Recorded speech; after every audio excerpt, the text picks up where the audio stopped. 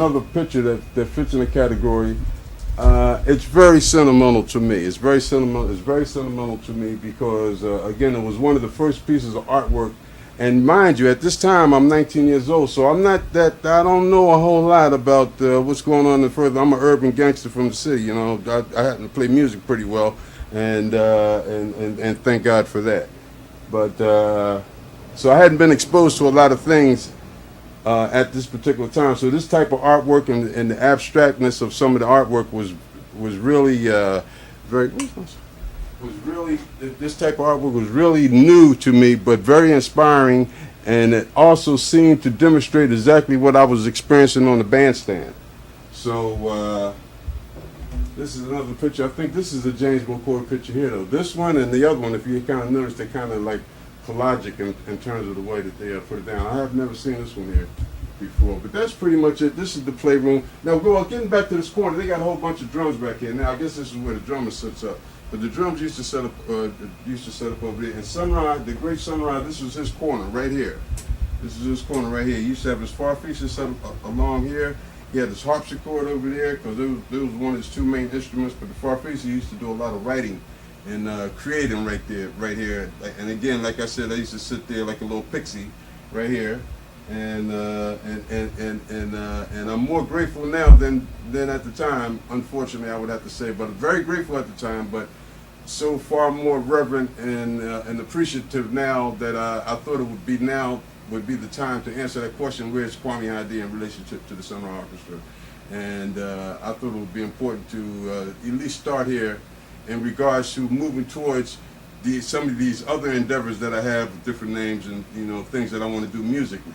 But I wanted to say to the world that if I never have another breath beyond this, is that it's been the greatest musical experience that I've ever experienced. That's been the greatest musician that I've ever played with. I've learned more about music and the music business than anyone else, and I've learned from a few people later, but more and initially from anyone else than the great Sunrise. And I've learned more musically about music and notes and notations and scales and chord progressions and things you can do and things that are technically involving music. I learned more from John Gilmore than I've learned from any professor that I've had, or I've gone to a few conservatories. I've been involved with a few professional trumpet teachers and so forth, but I would have to say again, musically, in terms of notation, understanding music from a very technical point of view, I have learned more from John Gilmore than anybody else in the world. And so for me, I'm very reverent, I'm very thankful of that.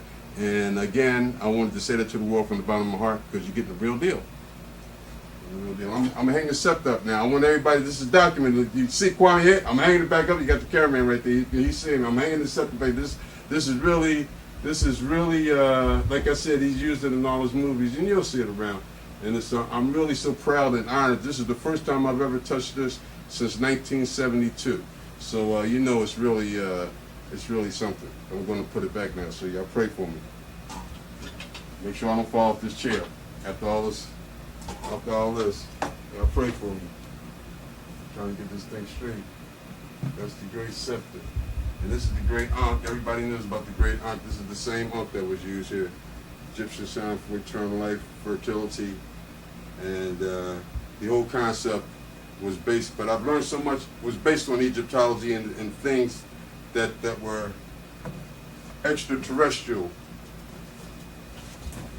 which a great many of you that may get a chance to see this video will realize that that you witnessed somebody that could greatly and easily be declared as a prophet, because so much of what I see now in regards to UFOs, space travel, aliens visiting, and the things that he told me in personal and private, because I spent a lot of personal and private time with some of us, so maybe that's why it's as emotional to me as it is to maybe some others. I don't know. People learn what they learn.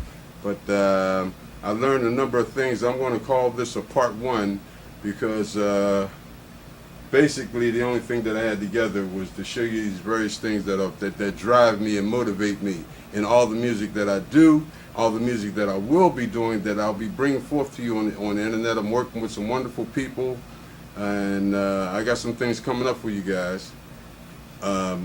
but I wanted to give credit where credit is due, and that's another Sunrise slogan and phrase. I wanted to give credit and credit where credit is due, and my only regrets, if you want to say regrets to Sunrise, that I never actually got to really say what I'm saying to you now and express what it really meant to me or means to me currently in terms of my music and the way that my music. This is just like Noah, late for the gig. He late for the gig. You ain't interrupting nothing. We doing this impromptu, man. But see, now I was real serious. You see how serious I was? But again, gang, if I don't edit this out, I want you to know that this is the most important and most remarkable part of my musical experience, and the things that I intend to bring to you guys and move forward. I want you to know what my basis is. And I'm only interested in certain guys being around me. And this is unfortunately, this is one of the great Noel spot. Come on in, Noel. You want? I told you I wanted to. See, now he was supposed to be at 8 o'clock. You know how I read musicians. He was supposed to be at 8 o'clock. Yeah. 8 o'clock. But I told you what I was trying to get down. Now what I'm doing. Yeah, I'll tell you how emotional I am about this at certain points. So I was here. It was actually Mikhail's flugelhorn, man. He's a dual purpose artist. He's a videographer right now. All right. And my brother in arms, man. So this is actually, it looks like mine, though.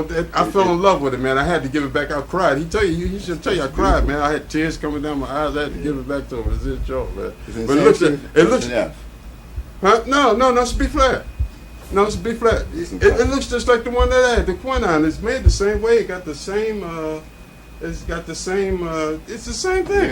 I fell in love with it. I hated to give it back, man, but it was the right thing to do, man. But it was a couple times that it came up, Mikhail. I'm gonna be honest with you, Mikhail. It was a couple times it came up, and I wanted to bring it over, and I actually unpacked it and said, "No, not now. It's not the time." So you got it on tape. I said, I did it. It's so hot. I'm gonna give you a drink of water. No, this is the thing. Yeah, get your drink of water, man. Yeah, that's Noel. Now, I came over here I had a beef.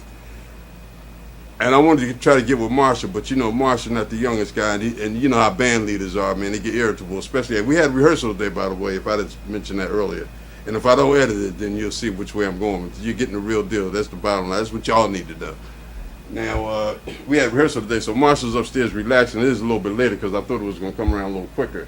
And Noel was supposed to be here. So I'm do everything I'm going to do impromptu. Now, what I'm going to do, and I spoke to Noel, and well, I'll let him tell you. He's going to tell you his experience and how he feels good. Noel, now we played a few times with the band, but we never, only one time, if I'm not mistaken, we actually played together with Sunrise. But I respect his musical abilities. He's a great musician, and that's why I put up with his nonsense, because he's a great musician, and anything that I do, that I want him to be a part of it. So I was a little disappointed when I thought he wasn't going to show up or whatever, but we said we was going to do it relaxed, so we're relaxed. Y'all getting the real deal. Appreciate this. Now, and Noel. Okay, take your time, man. Take your time. That's right, because you got the right time. So that's what's inspiring this. That's what's inspiring me. These are some of the things. I've done a lot of R&B with Philadelphia International Records. I've traveled with a lot of artists from Philadelphia International Records, the OJs, the Stylists, the Spinners, Phyllis Hyman, Billy Paul, Major Harris, the Delphonics.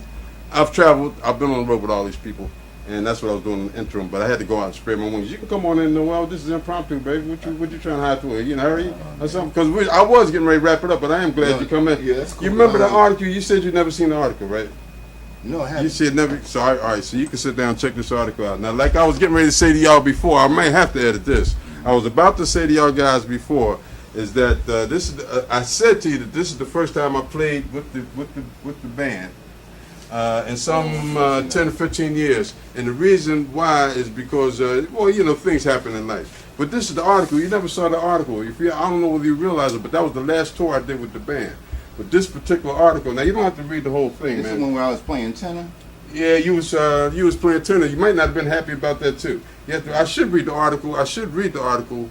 But then I would have to read the whole article. I don't want to take it too far out of context, but that seemed to be contextual, coming from here to down there. Okay. You don't remember reading that at all? Yeah. You showed it to me when I came over your house. Yeah, I thought I showed it to you one time before. And you see what the guy got down there. Now this but he has one. Did I bring my glasses? Did I bring my glasses?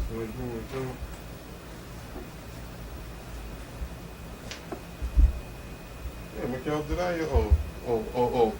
Well, I told you I can't see stuff right from. You got. If you want me to see something, you got to put it somewhere and hide Wait a it. minute. When you talking about highly engaged in Yeah, in musical combat. In a musical combat, yeah. Don't you remember, man, we was tricked up, man, because everybody wasn't feeling too good or whatever you did. And I jumped up, I got mad, me and he started arguing, I jumped up and I started playing in your face. You don't remember that? You see, you go through so much stuff, you don't remember. I jumped up, we was in Chicago. Okay. We was in Chicago, and everybody was stressed. But I was more stressed than maybe you might realize. So, and you were stressed too. So you see how what the writer said. I'm trying to find them. I don't have my glasses, so I can't read nothing no way. After I pack my glasses up in here, man. I can't read. I'm a blind man without my glasses, y'all, but don't worry. Don't worry, Mike. Really gonna take care of it. I do not have. I could have sworn I put these two in there. I didn't put my regular. I put them in here. Maybe I put them in here. Yeah, because it seemed like they really didn't, Seemed like what? They didn't really want me to play tenor at the time. They didn't want you, or you didn't want to play tenor? No, they didn't want me. Well, that was the first time after that I found out you played baritone. I don't understand. I didn't know you played baritone because you was killing the tenor. I was originally a baritone player. That's what I'm saying. On baritone. Yeah. Yeah. And so to replace, my man. It's one of the few. I think this is the only time I played tenor. Yeah, he was playing tenor, and then he explained that to me after that. But the way he was hitting it, I thought that was it. But you see how the writer took it. He took it as combative, and it was sort of like on the edge. If you remember, see, I don't know whether you remember the name. I don't remember. So that big, but Marshall kind of, because we was getting into it, we started running around. That's when everything started happening. We started running around. I was getting in your face because I was trying to get you to get up, and you was like, you was on the John. You was slumped. You was upset. I said, no, I ain't having this shit. So you jumped up and looked at me, and you said, we talked about this. You probably don't remember because you got so many other experiences. But anyway, this is the last tour that I was dealing with the band, man, and so it's kind of sentimental to me that the fact that I'm doing a gig tomorrow. Right. You dig what I'm saying? And it's something that I wanted to address, and I had said it to Marshall, but he'd never seen the article, man, and it's always stuck in my mind. That's why I got that, because I was saying, wow, that was the last time. I don't know where that was at. So that was interesting. It was at the International House. It was. It says orchestra at the International House, but it's on the campus of. It was on the campus of DePaul. Okay. You remember the tour, not the Lola, but the Enid tour? Remember we was doing the Enid tour? We did the West Coast. I mean, we did the East Coast. Man, and then we moved out. You talk about 20 years ago. No, it ain't that far back. It was a lot of gigs. That's what it was. I don't remember ever gigging with the band like that. We did like about 10 or 15 gigs on the East Coast. We hit Chicago, Detroit. All the Midwestern joints, and then we came down the West Coast. You don't remember that? That's the first time I ever gave with the band. Oh, I got a good memory, man. You got to remember those notes, Snowball. That's why I'm going to start cracking the whip and being upset with you guys, as far as my thing is concerned. But getting back to you guys, this I was some real shit there, right? Getting back to you guys, this is my aim today, and again, it's very sentimental to me, and I'm trying to air, like I said, tomorrow is the 28th of July. We're playing at 40th and Walnut. At 40th and Walnut, and guess what? They're associated with the same folks on the International House, but this is a different city, oddly enough. Yeah. So it's at 40th and Walnut, so this is the great Noel Scott. I have a lot of respect for him.